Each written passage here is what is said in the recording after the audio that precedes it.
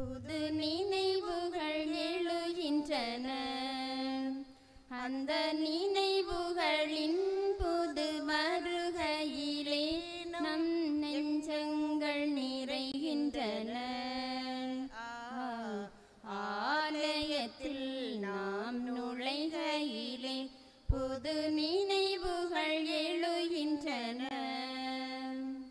அன்பான மகனை பலி கொடுத்த ஆபிரகாம் இங்கே தெரிகின்றார்.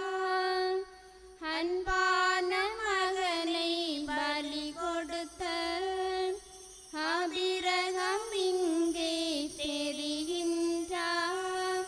பண்பான ஆட்டினை பலியிந்த ஆபிலும் இங்கே தெரிகின்றார்.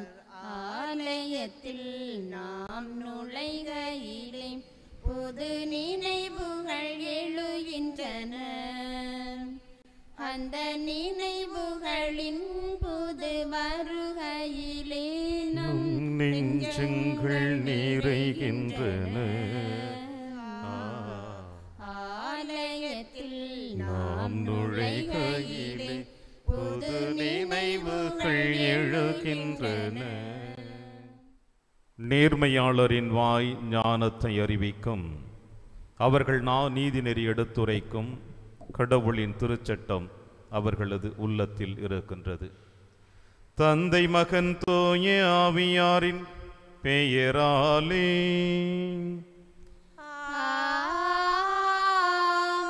நம் ஆண்டவராகிய இயேசு கிறிஸ்துவின் அருளும் கடவுளின் அன்பும் தூய ஆவியாரின் நட்புறவும் உங்கள் அனைவரோடும் இருப்பதாக. ஆன்மாவோடும் இருப்பதாக. கிறிஸ்து இயேசுவில் பிரியமான சகோதர சகோதரிகளே, திருப்பலியானது மரித்த சைமன் பிரான்சிஸுடைய ஆண்மலை பாற்றிக்காகவும் உத்தரிக்கிற ஆன்மாக்கள் யாரும் நினையாத ஆன்மாக்களுக்காகவும் மேலும் இந்த பிறந்தநாளை கொண்டாடி மகிழ்ந்து கொண்டு இருக்கின்ற ஜெஃப்ரின் குழந்தை இறைவு நிறைவாக ஆசீர்வதித்து கல்வியிலும் ஞானத்திலும் சிறந்து விளங்கும்படியாகும் நன்றி திருப்பலியாக இந்த திருப்பலியானது ஒப்பு கொடுத்து ஜெபிக்கப்படுகிறது. பிரியமான சகோதர சகோதரிகளே, தவக்காலத்தின் முதல் வாரத்தில் நம்முடைய பயணம் தொடர்ந்து கொண்டிருக்கின்ற தருணத்தில் இரு நற்செய்தி வாசகத்தின் வழியாக ஆண்டவர் இயேசு கிறிஸ்து உங்களுக்கும் எனக்கும் இறைவனிடம் செபிப்பதை, ஜெபத்தின் வல்லமையை அழகாக வெளிப்படுத்துகிறார். கடவுள் நம்மோடு இருக்கிறார், நமக்காக இருக்கிறார். நாம் கேட்பதை அனைத்தையும் கொடுக்க காத்து கொண்டிருக்கிறார். எனவே காத்து கொண்டிருக்கின்ற தெய்வத்திடம் நாம் எந்த அளவிற்கு மனம் திறந்து அவரிடம் உரையாடுகிறோம் என்று சிந்தித்து இந்த திருப்பலியிலே பக்தியோடு பங்கெடுப்போம். எல்லாமல்ல இறைவனிடமும் சகோதர சகோதரிகளே, உங்களிடமும் நான் பாவி என்று ஏற்றுக்கொள்கிறேன். ஏனெனில் என் சிந்தனையாலும் சொல்லாலும் செயலாலும் கடமையில் தவறியதாலும் பாவங்கள் பல செய்தேன். என் பாவமே, என் பாவமே, என் பெரும் பாவமே. ஆகையால் எப்பொழுதும் கன்னியான புனித மரியாவையும் வானதுதர் புனிதர் அனைவரையும் சகோதர சகோதரிகளே உங்களையும் நம் இறைவனாகிய ஆண்டவரிடம் எனக்காக வேண்டிக் கொள்ள மன்றாடுகிறேன். எல்லாமல்ல இறைவன் நம்மை இரக்கமாய் தன பாவங்களை மன்னித்து நம்மை நிலை வாழ்விற்கு அழைத்து செல்வாராக. ஆமென். ஆண்டவரே இரக்கமாயிரும். ஆண்டவரே இரக்கமாயிரும். கிறிஸ்துவே இரக்கமாயிரும். கிறிஸ்துவே இரக்கமாயிரும். ஆண்டவரே இரக்கமாயிரும். ஆண்டவரே இரக்கமாயிரும். மன்றாடுவமாக. என்றென்றும் உள்ள எல்லாம் அல்ல இறைவா, புனித அந்தோனியாரை தலை சிறந்த போதகராகவும் எங்கள் தேவைகளில் பரிந்து பேசுவராகவும் மக்களாக எங்களுக்கு அளித்தீரே. அதனால் அவர் உதவியால் நாங்கள் கிறிஸ்தவ வாழ்வின் நெறிகளை கடைபிடிக்கவும் எங்களுக்கு நேரிடும் இன்னல்களில் எல்லாம் உமது உதவியை கண்டுணரவும் செய்வீராக. உம்மோடும் தூயாவியாரின் ஒன்றைப்பில் இறைவனாய் என்றென்றும் வாழ்ந்து ஆட்சி செய்கிற எங்கள் ஆண்டவர் இயேசு கிறிஸ்து வழியாக உம்மை மன்றாடுகின்றோம்.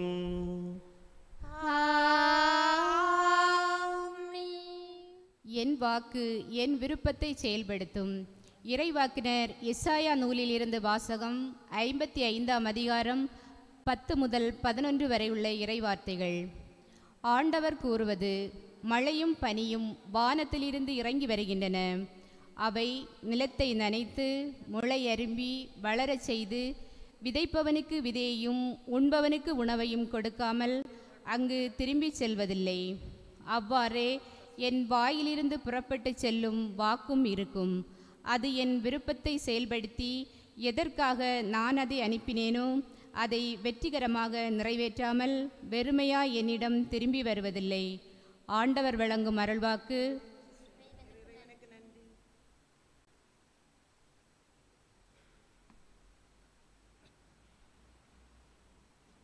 என்னை நீ நேசிக்க என்னிடம் இருப்பது என்னவென்றெனக்கு கூறிடுவாய். இயேசுவே எனக்கு கூறிடுவாய்.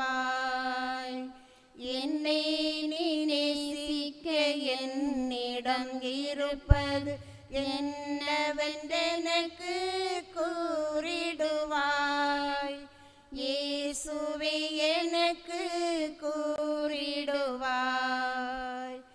சேயிடம் எத்தனை குறை இருந்தாலும் தாயதை அன்பு செய்வதும் ஏனோ. பேயன கடலில் புயல் வந்தாலும் தூய ஆறதில் பாய்வதும் ஏனோ. எத்தனை குறைகள் என்னிடம் இயேசுவே அத்தனை பொறுத்து அன்பு செய்தாயே. என்னை நீ நேசிக்க என்னிடம் இருப்பது என்னவென்றெனக்கு கூறிடுவாய். இயேசுவே எனக்கு கூறிடுவாய். நீரினில் எத்தனை சேரிருந்தாலும் தாமரை அங்கு மலர்வதும் ஏனோ. பாரினில் எத்தனை பாவிகள் இருக்க கார்மழை அங்கு பொழிவதும் ஏனோ.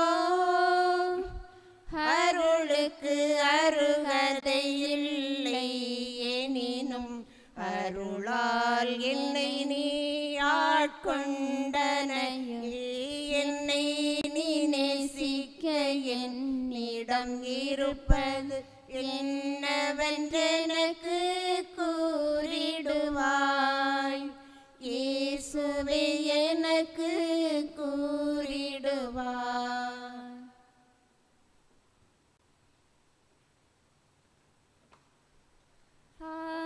தன் மந்தையை காப்பது போல ஆண்டவர் நம்மை காக்கின்றார்.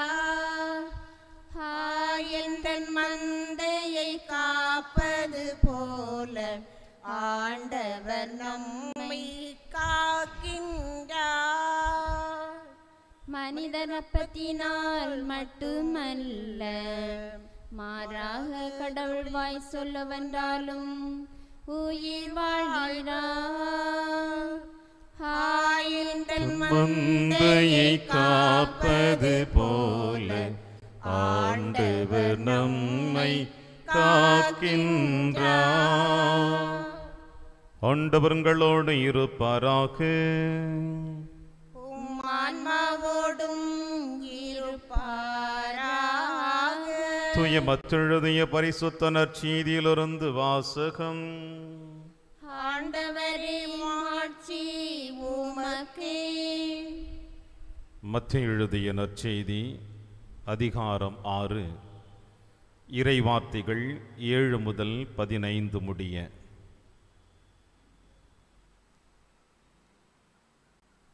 இயேசு தம் சீடரை நோக்கி கூறியது: நீங்கள் இறைவனிடம் வேண்டும் பொழுது பிற இனத்தவரை போல பிதற்ற வேண்டாம். மிகுதியான சொற்களை அடுக்கிக் கொண்டே போவதால் தங்கள் வேண்டுதல் கேட்கப்படும் என அவர்கள் நினைக்கிறார்கள். நீங்கள் அவர்களைப் போல் இருக்க வேண்டாம், ஏனெனில் நீங்கள் கேட்கும் முன்னரே உங்கள் தேவையை உங்கள் தந்தை அறிந்திருக்கிறார்.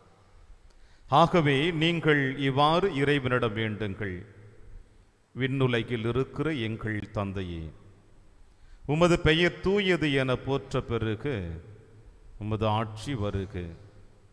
உமது திருவுளம் விண்ணுலகில் நிறைவேறுவது போல மண்ணுலகிலும் நிறைவேறுக என்று தேவையான உணவை எங்களுக்கு தாரும். எங்களுக்கு எதிராக குற்றம் செய்தோரை நாங்கள் மன்னித்துள்ளது போல எங்கள் குற்றங்களை மன்னியும்.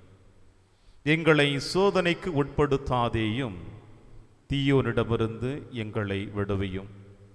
ஆட்சியும் வல்லமையும் மாட்சியும் என்றென்றும் உமக்கே. ஆமென். மற்ற மனிதர் செய்யும் குற்றங்களை நீங்கள் மன்னிப்பீர்களானால் உங்கள் விண்ணக தந்தையும் உங்களை மன்னிப்பார்.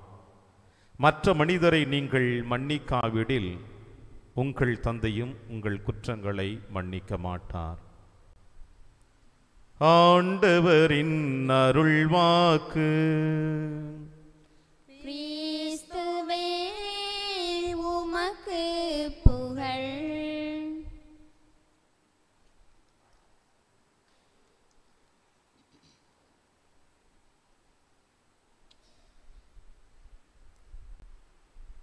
நீங்கள் இவ்வாறு இறைவனிடம் வேண்டுங்கள்: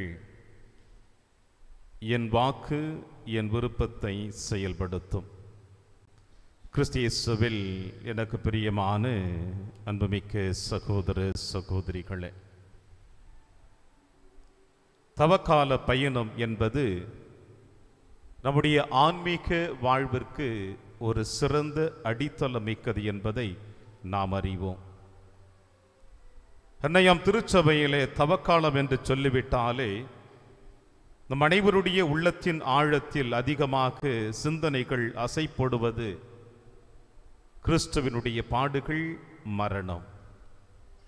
இயேசு யாருக்காக பாடுகளை ஏற்றுக்கொண்டார்? இயேசு யாருக்காக தன்னையே முழுவதுமாக தாரை வார்த்து கொடுத்தார்?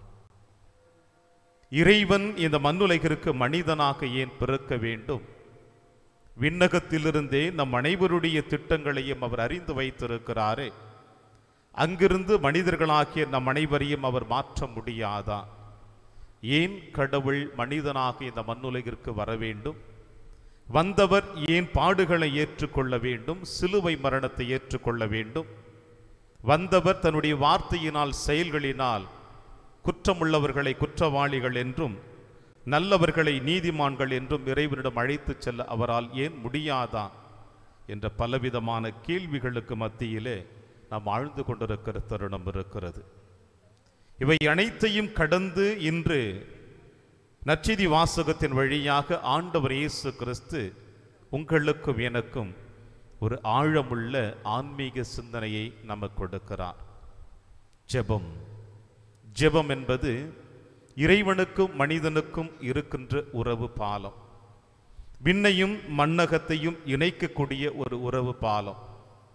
மனிதன் கடவுளோடு உரையாட வேண்டுமென்றால், மனிதன் கடவுளோடு பேச வேண்டுமென்றால், மனிதன் கடவுளிடம் தன்னுடைய உள்ளத்தை திறக்க வேண்டுமென்றால் அது ஜெபத்தினால் மட்டும்தான் என்பதை இயேசு நமக்கு அழகாக வெளிப்படுத்துகிறார்.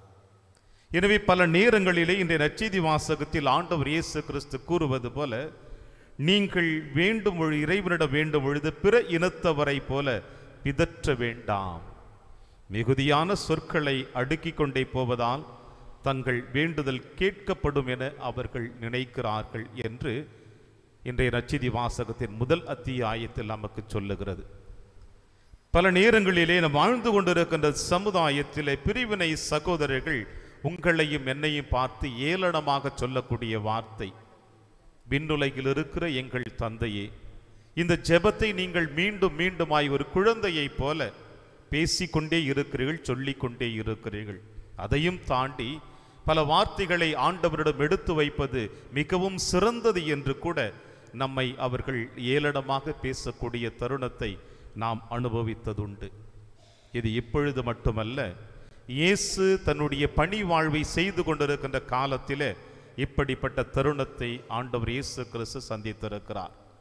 பரிசேயர்கள், மறைநூல் அறிஞர்கள் தாங்கள் மக்கள் மத்தியில் பெயரை எடுக்க வேண்டும் என்பதற்காக ஹெமா என்கின்ற ஒரு நடைமுறையை அவர்கள் பயன்படுத்தினார்கள். இந்த நடைமுறை என்னவென்றால், மக்களுடைய பார்வையில் தாங்கள் நல்லவர்கள் என்பதை வெளிப்படுத்த வேண்டும். அவர்களுக்கும் கடவுளுக்கும் இடையே இருக்கின்ற உறவு பாலம் எப்படிப்பட்டதாக இருக்கிறது என்பதை தங்கள் ஜெபத்தின் வழியாக வெளிப்படுத்துவதைப் போல அவர்கள் சந்தை கூடங்களிலும் தெருக்களின் முனைகளிலும் நின்று கொண்டு கரங்களை விரித்தவர்களாக, உள்ளங்கை வானத்தை நோக்கியதாக கண்களை உயர்த்தி அவர்கள் அதிகமாக பேசிக்கொண்டே இருப்பார்கள்.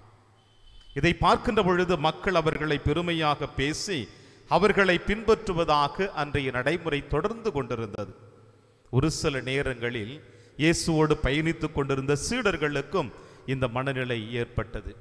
ஒருவேளை நாமும் இந்த மறைநூல் அறிஞர்களைப் போல, பரிசேயர்களைப் போல மக்கள் மத்தியிலே நல்ல பெயரை எடுக்க வேண்டும் என்றால் இப்படிப்பட்ட ஜெபத்தை நாம் ஜெபித்தால் நன்றாக இருக்கும் என்ற மன நிறைவு அவர்களுக்குள் இருந்தது. எனவேதான் நற்செய்தி வாசகத்தினுடைய முதல் வார்த்தை மத்தேயு நற்செய்தியாளர் அழகாக உங்களுக்கும் எனக்கும் பதிவிட்டு காட்டுகிறார். என்னவென்றால், இயேசு தன்னை தேடி வந்த மக்களை அல்ல, பரிசேயர்களை அல்ல, மறைநூல் அறிஞர்களை அல்ல, மாறாக தன் சீடர்களை நோக்கி சொன்னதாக சொல்லப்படுகிறது. இயேசு தம் சீடரை நோக்கி கூறியது, மற்றவர்களைப் போல நீங்கள் உங்கள் கரங்களை உயர்த்தியோ வார்த்தைகளை அடுக்கி கொண்டோ வெளிவிடத்தின் வழியாக உங்கள் ஜெபங்கள் இருக்க வேண்டாம், மாறாக நீங்கள் இவ்வாறு ஜெபியுங்கள் என்று சொல்லுகிறார். பிரியமான அன்பின் தேவ பிள்ளைகளே, இன்றைய நற்செய்தி வாசகத்தில் இயேசு ஜெபத்தினுடைய வல்லமையை முதல் வார்த்தையாக இவ்வாறு சொல்லுகிறார், விண்ணுலகில் இருக்கிற எங்கள் தந்தையே.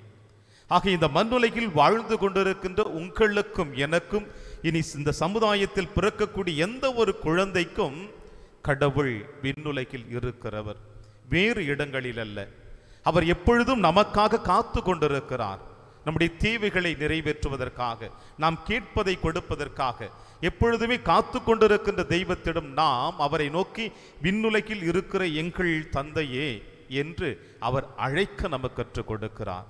ஆக விண்ணுலகில் எப்படிப்பட்ட வாழ்க்கை கடந்து கொண்டிருக்கின்றது, விண்ணுலக பயணம் எப்படிப்பட்டதாக இருக்கிறது என்பது இந்த மண்ணுலகில் இருக்க நம்ம அனைவருக்கும் தெரியாது. மாறாக ஆண்டவர் இயேசு கிறிஸ்து ஒருவருக்கு மட்டும்தான் தெரியும் விண்ணகத்தினுடைய நிலைப்பாடு என்ன என்பதை. எனவே விண்ணகத்தில் எப்படிப்பட்ட நிலைப்பாடுகள் இருக்கிறது என்பதை இயேசு அழகாக, உமது பெயர் தூயதென போற்ற பெருக, ஏனென்றால் தந்தை கடவுள் விண்ணகத்திலே தூயவராக வாழ்ந்து கொண்டிருக்கிறார். அங்கே அசுத்தம் இல்லை, பாவம் இல்லை, ஒருவருக்கொருவர் பொறாமை இல்லை. இப்படிப்பட்ட மனித மக்களுக்கு மத்தியிலே இருக்கின்ற சூழ்நிலைகள் அனைத்தையும் கடந்து விண்ணக வாழ்விலே தூயதாக காணப்படுவதனால், விண்ணுலகில் இருக்கிற எங்கள் தந்தையே உமது பெயர் தூயது என போற்ற பிறகு உமது அந்த தூயதான ஆட்சி இந்த மண்ணுலகிற்கு வர வேண்டும் என்று நீங்கள் செபியுங்கள். அப்பொழுதுதான் நீங்கள் இறைவனோடு இணைந்திருக்க முடியும். எப்பொழுது நீங்கள் இறைவனிடம் அவருடைய மகத்துவத்தை பற்றி நீங்கள் சொல்லுகிறீர்களோ, அவரை பெருமையாக நீங்கள் போற்றி புகழ்ந்து கொண்டிருக்கிறீர்களோ, அவரை நீங்கள் வாயார ஆராதனை செய்கிறீர்களோ, அப்பொழுது அவருடைய அந்த விண்ணக பயணம், விண்ணகத்தினுடைய தூயதான வாழ்க்கை இந்த மண்ணுலகில் நிறைவேறப்படுகிறது. ஏனென்றால் உங்களுக்கும் கடவுளுக்கும் இருக்கின்ற அந்த உறவு பாலம். பிரியமான அன்பின் தேவ பிள்ளைகள், இன்றைய முதல் வாசகத்திலே நீங்களும் நானும் வாசிக்க கேட்டோம். இறைவாக்கினர் எசையா நூலிலிருந்து எடுக்கப்பட்ட இந்த முதல் வாசகத்திலே நாம் கேட்டது, ஆண்டவர் கூறுவது, மழையும் பனியும் வானத்திலிருந்து இறங்கி வருகின்றன, அவை நிலத்தை நனைத்து முளை அரும்ப வளர்ந்து செய்து விதைப்பவனுக்கு விதையும் உண்பவனுக்கு உணவையும் கொடுக்காமல் அது திரும்பிச் செல்வதில்லை. ஆக விண்ணகத்தில் இருந்து இறங்கி வருகின்ற மழையும் பனியும் இந்த நிலத்தில் விதைப்பவனுக்கு விதையையும் உண்பவனுக்கு உணவையும் கொடுக்கின்ற பொழுது நிச்சயமாக இறைவன் அங்கிருந்து இறங்கி வந்திருக்கின்ற இந்த வானக தந்தையினுடைய அன்பு மகன் ஆண்டவர் இயேசு கிறிஸ்து நமது மீட்பர் நம்மை விட்டு விடுவாரா? நம்மை கைவிட்டு விடுவாரா?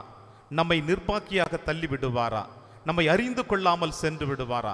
அவருடைய மழையும் பனியுமே இந்த மண்ணுலகிற்கு விதைப்பவனுக்கு விதையும் உண்பவனுக்கு உணவையும் கொடுக்கின்ற பொழுது அவரே இறங்கி இந்த மண்ணுலகிலே மனிதனாக வாழ்ந்து கொண்டு நம்மோடு தன்னுடைய வாழ்க்கை பயணத்தை தொடர்ந்து கொண்டிருக்கின்ற இந்த ஆண்டவர் இயேசு கிறிஸ்து ஒருபொழுதும் நம்மை கைவிட்டு விட மாட்டார். ஆனால் அவர் சொல்லுவது உங்களுக்கும் எனக்கும், அவர் எந்த அளவிற்கு இந்த மண்ணுலகில் மன்னக பயணத்தை தொடர்ந்தாரோ அதே போல நீங்களும் தொடருங்கள். எங்கள் அன்றாட உணவை எங்களுக்கு தாரும். எங்களுக்கு எதிராக குற்றம் செய்வோரை நாங்கள் மன்னிப்பது போல எங்கள் குற்றங்களை மன்னியும்.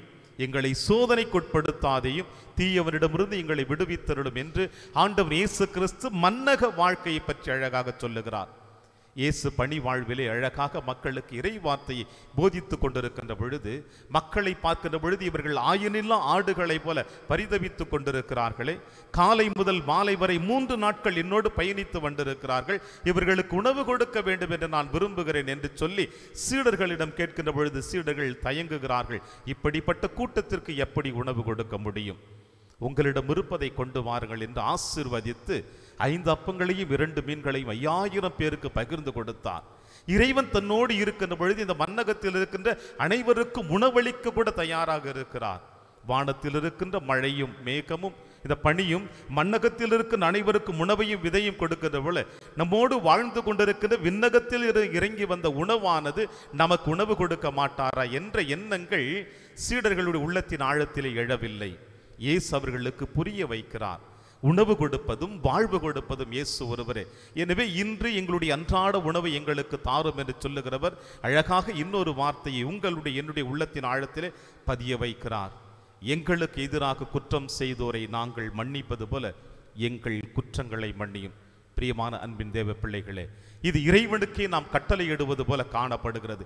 நான் வாழ்ந்து கொண்டிருக்கிற சமுதாயத்தில் யாரெல்லாம் எனக்கு துரோகம் செய்து விட்டார்களோ அவர்களை நான் மன்னித்து விட்டேன் என்றும், நான் மன்னிப்பதினால் என்னுடைய குற்றங்களை நீர் ஒருவர் தான் மன்னிக்க முடியும் என்றும் அழகாக ஆண்டவர் இயேசு கிறிஸ்து சொல்லுகின்ற பொழுது, இந்த மன்னக பயணத்தில் வாழ்ந்து கொண்டிருக்கின்ற நீங்களும் நானும் எப்படி இந்த மன்னிப்பின் மகத்துவத்தை அறிந்து வைத்திருக்கிறோம்?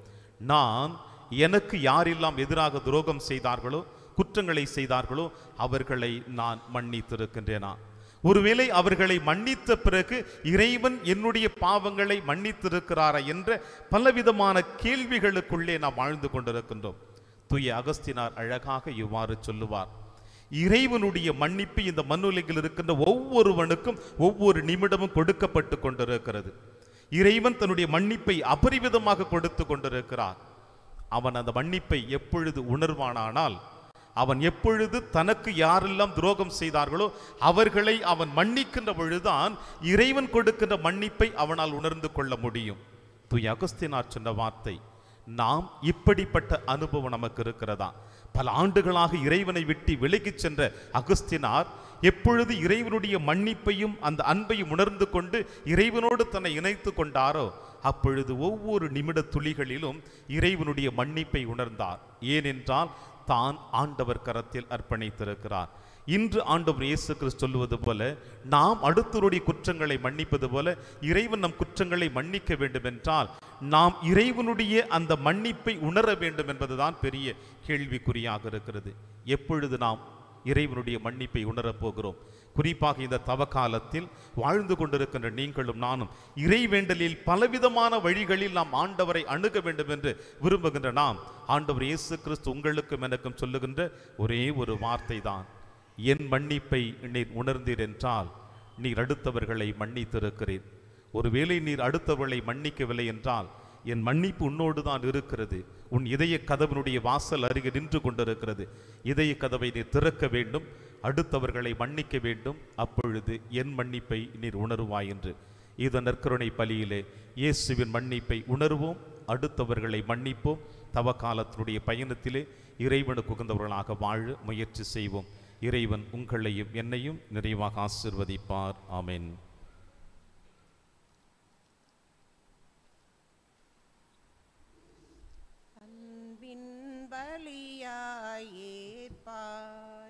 உம்மை அணுகிடும் எளியவர் வேண்டுதல் கேட்பார், அன்பின் பலியாய் ஏற்பாய்.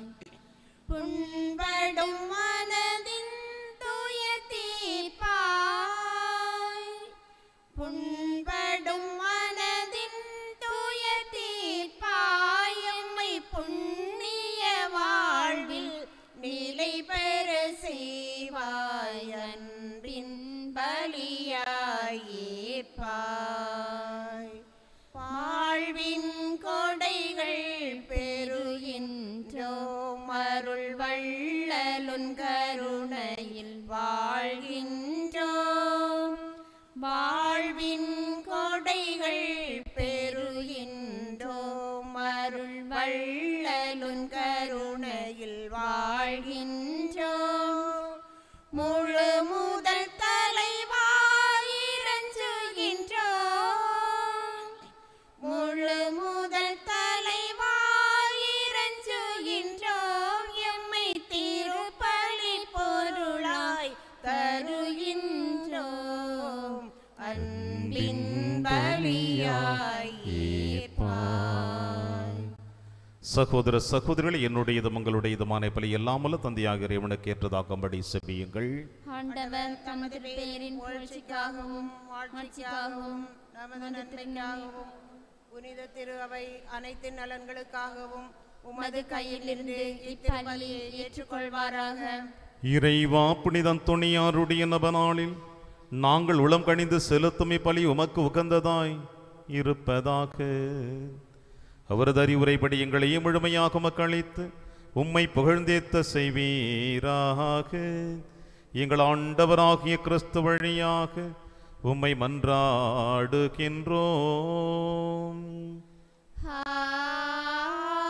ஆமென். ஆண்டவர் எங்களோடு இருப்பாராக. உம் ஆன்மாவோடும் இருப்பாராக. இதை எங்களை மேலே எழுப்புங்கள். ஆண்டவரிடம் எழுப்பியுள்ளோம், நாம் இறைவனாகி ஆண்டவருக்கு நன்றி கூறுவோம். அது தகுதியும் நீதியுமானது. ஆண்டவரை, தூயவரான தந்தையை என்றும் உள்ள எல்லாம் அல்ல இறைவா, என்னாலும் எவ்விடத்திலும் நாங்கள் உமக்கு நன்றி செலுத்துவது மெய்யாகவே தகுதியும் நீதியுமாகும், எங்கள் கடமையும் மீட்புக்குரிய செயலுமாகும். எங்கள் தவ முயற்சிகளால் நாங்கள் உமக்கு நன்றி செலுத்தவும், எங்கள் ஆணவத்தை தளர்த்தவும், ஏழைகளுக்கு உணவளிக்கவும், இவ்வாறு உமது கனிவிரக்கத்தை பின்பற்றவும் நீர் திருவுளமானீர். ஆகவே எண்ணற்ற வானக தூதரோடு சேர்ந்து நாங்கள் உம்மை போற்றி புகழ்ந்தேத்தி ஒரே குரலில் சொல்லுவதாவது: தூயவர் தூயவர் தூயவர், வான்படைகளின் கடவுளாம் ஆண்டவர். விண்ணகமும் மண்ணகமும் உமது மாட்சியால் நிறைந்துள்ளன. உன்னதங்களிலே ஓசன்னா. ஆண்டவர் பேரால் வருகிறவர் ஆசி பெற்றவர். உன்னதங்களிலே ஓசன்னா. ஆண்டவரே, நீர் மெய்யாகவே தூயவர், தூய்மை அனைத்திற்கு முற்றாகவே உம்முடைய ஆவியை பொழிந்த இக்காணிக்கைகளை தூய்மைப்படுத்த உம்மை வேண்டுகிறோம். இவ்வாறு எங்கள் ஆண்டவர் இயேசு கிறிஸ்துவின் உடலும் இரத்தமுமாக எங்களுக்கு இவை மாறுவனவாக. அவர் பாடுபட உளம் கணிந்து தம்மை கையளித்த போது அப்பத்தை எடுத்து நன்றி செலுத்தி அதை பிட்டு தம் சீடருக்கு அளித்து அவர் கூறியதாவது: அனைவரும் இதிலிருந்து பெற்று உண்ணுங்கள், ஏனெனில் இது உங்களுக்காக கையளிக்கப்படும் என் உடல்.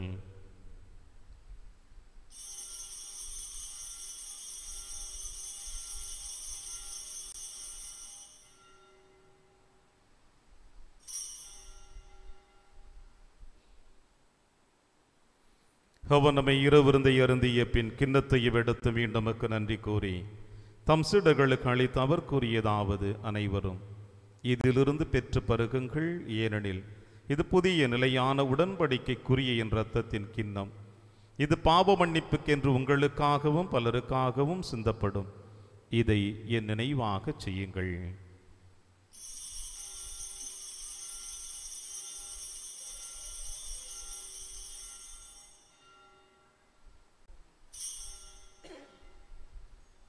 நம்பிக்கையின் மறைபொருள். ஆண்டவரே, நீர் வருமளவும் உமது இரத்தினை அறிக்கையிடுகின்றோம், உமது நீதினை எடுத்துரைக்கின்றோம்.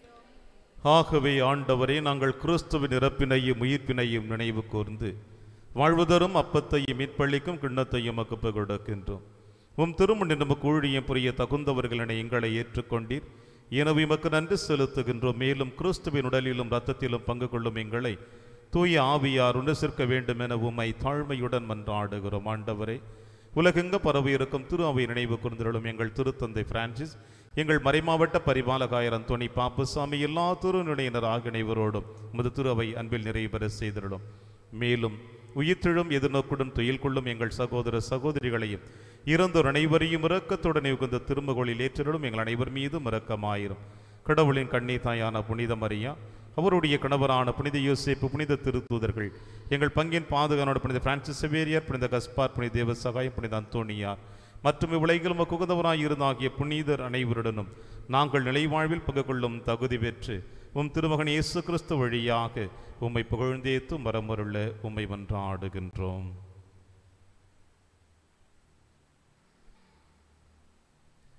இவர் வழியாக இவரோடு இவரில் எல்லாம் வல்ல இறைவனாகிய தந்தையே, தூய ஆவியாரின் ஒன்றிப்பில் எல்லா புகழும் ஆட்சியும் என்றென்றும் உமக்கு உரியதே.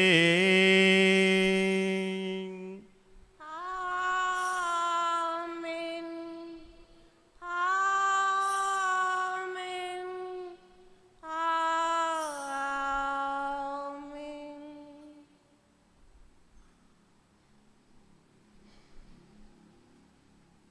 மீட்பரின் கட்டளையால் கற்பிக்கப்பட்டு இறை படிப்பினையால் பயிற்சி பெற்ற நாம் அனைவரும் துணிந்து சொல்வோம். விண்ணுலகில் இருக்கின்ற எங்கள் தந்தையே, உமது பெயர் தூயது என போற்ற பெறுக. உமது ஆட்சி வருக.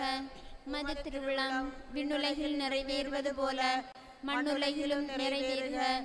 எங்கள் அன்றாட உணவை இன்று எங்களுக்கு தாரும். எங்களுக்கு எதிராக குற்றம் செய்வோரை நாங்கள் மன்னிப்பது போல எங்கள் குற்றங்களை மன்னியும். எங்களை சோதனைக்கு உட்படுத்தாதேயும், தீமையிலிருந்து எங்களை விடுவித்தருளும். ஆண்டவரை, தீமை அனைத்திலுமிருந்து எங்களை விடுவித்து எங்கள் வாழ்நாளில் அமைதியை கனிவுடன் அருள உம்மை மன்றாடுகிறோம். உமது இரக்கத்தின் உதவியால் நாங்கள் பாவத்திலிருந்து எப்பொழுதும் விடுதலை பெற்று யாதொரு கலக்கமுமின்றி நலமாயிருப்போமாக நாங்கள் எதிர்நோக்கி இருக்கும் பேரின்பத்திற்காகவும் என் மீட்பனாகிய இயேசு கிறிஸ்து வருகைக்காகவும் காத்திருக்கின்றோம். ஏனெனில் ஆட்சியும் வல்லமையும் மாட்சியும் என்றென்றும் உமதே. ஆண்டவரே இயேசு கிறிஸ்து, அமைதியை உங்களுக்கு விட்டுச் செல்கிறேன், அமைதியை உங்களுக்கு அளிக்கிறேன் எனவும் திருத்தூதர்களுக்கு மொழிந்தீர. எங்கள் பாவங்களை பாராமல் திரு அவையின் நம்பிக்கையை கண்ணோக்கி உமது திருவுளத்திற்கேற்பதற்கு அமைதியும் ஒற்றுமையும் அளித்தருள்வீராக. என்று வாழ்ந்து ஆட்சி செய்கின்றவர் நீரே. ஆமென். ஆண்டவருடைய அமைதி உங்கள் அனைவரோடும் என்றும் இருப்பதாக. உம் ஆன்மாவோடும் இருப்பதாக. ஒருவருக்கொருவர் உறவின் வாழ்த்தை அறிவித்து மகிழ்வோம். சமாதானம். உலகின் பாவங்களை போக்கும் இறைவனின் செம்மறியே, எங்கள் மேல் இரக்கமாயிரும். உலகின் பாவங்களை போக்கும் இறைவனின் செம்மறியே, எங்கள் மேல் இரக்கமாயிரும். உலகின் பாவங்களை போக்கும் இறைவனின் செம்மறியே, எங்களுக்கு அமைதியை அளித்தருளும்.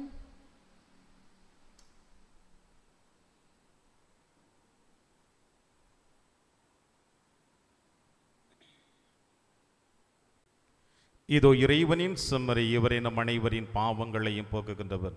செம்மறியின் விருந்திற்கு அழைக்க பெற்ற நாம் அனைவரும் பேறு பெற்றோர். ஆண்டவரே, நீர் என் இல்லத்தில் எழுந்தருள நான் தகுதியற்றவள். ஆனால் ஒரு வார்த்தை மட்டும் சொல்லியருளும், எனது ஆன்மா நலமடையும். கிறிஸ்துவின் திருவுடலும் திருத்தும் காத்து நமக்கு நிலையான வாழ்வளிப்பதாக. ஆமென்.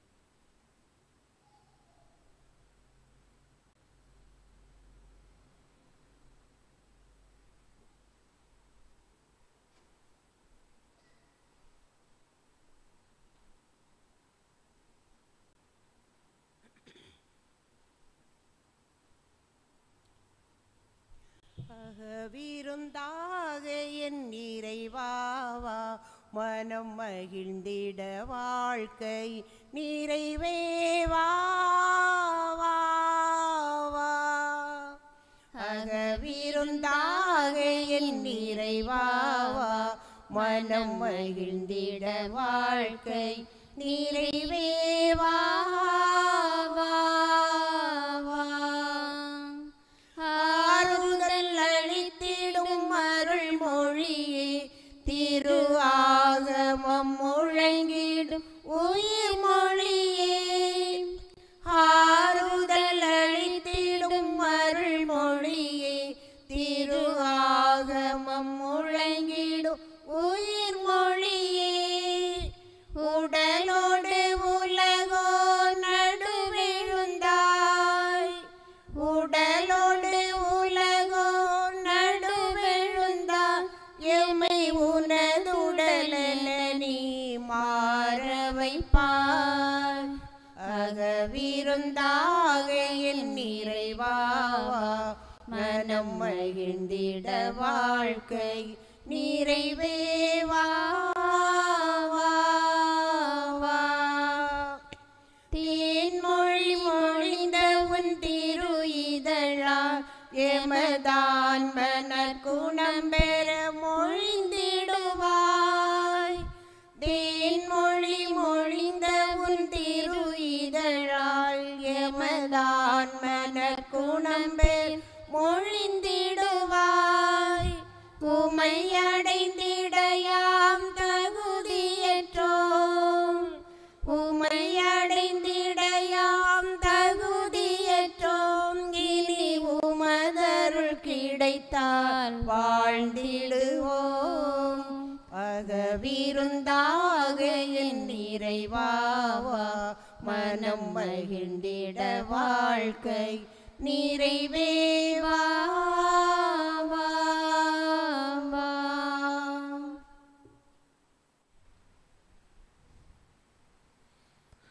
ஆண்டவரது சட்டத்தை இரவும் பகலும் சிந்திப்பவர் உரிய காலத்தில் அதன் கனி தருவார். நன்றி கூறி மன்றாடுவோமாக. ஆண்டவரை உயிருள்ள அப்பமாகிய கிறிஸ்துவினால் ஊட்டமளித்தவர்களுக்கு ஆசிரியராகி அதே கிறிஸ்துவினால் முழுமையாக கற்றுத்தருவீராக. அதனால் புனித அந்தோணியாரின் நவநாளில் அவர்கள் உமது உண்மையை அறிந்து அதை அன்பில் செயல்படுத்துவார்களாக. எங்கள் ஆண்டவராகிய கிறிஸ்து வழியாக உம்மை மன்றாடுகின்றோம்.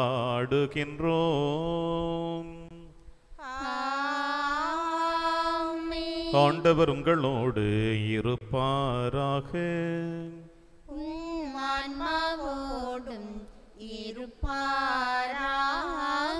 இல்லாமல்ல இறைவன் தந்தை மகன் தூயாவியார் உங்கள் அனைவரையும் நிறைவாக ஆசீர்வதிப்பாராக.